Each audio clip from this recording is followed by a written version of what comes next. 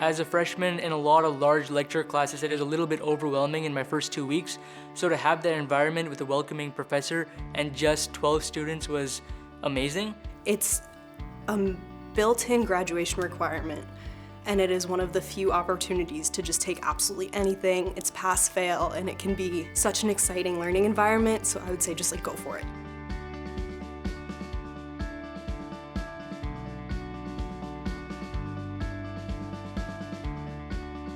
I have taught classes at all levels of the university, from graduate classes all the way to freshman classes in physics. This was a totally different kind of a beast where we were talking about ideas and about society and how things really work in life. First year seminars are more open-ended. They're more exploratory. It's not that we need to finish this in this lecture, it's how much can we learn, how much can we explore, how much can we motivate freshmen to understand various topics. Because I'm majoring in neuroscience and psychology, most of my classes are STEM classes, and so I thought it'd just be interesting to take a class outside of my field that I'm studying and just find something new to experience and learn about. That first semester is very special because they're like sponges. They're just absorbing new things for the first time.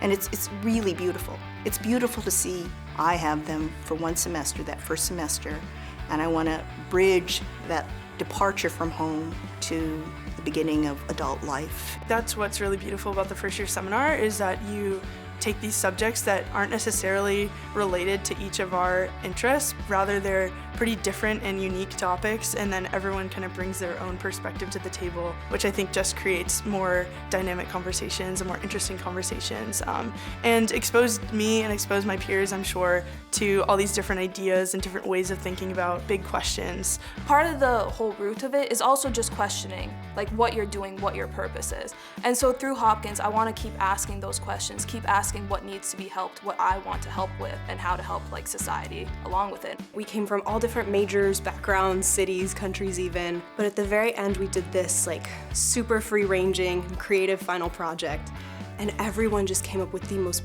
brilliant but also varied ideas and synthesized things so interestingly, and then on the day when we were all presenting them, it was just such an exciting and eclectic mix. I want to allay their fears. I want to stimulate the courage to say what they think and figure out who they're going to be. One thing that was very interesting is Professor Catrone also gave us the opportunity to visit different places.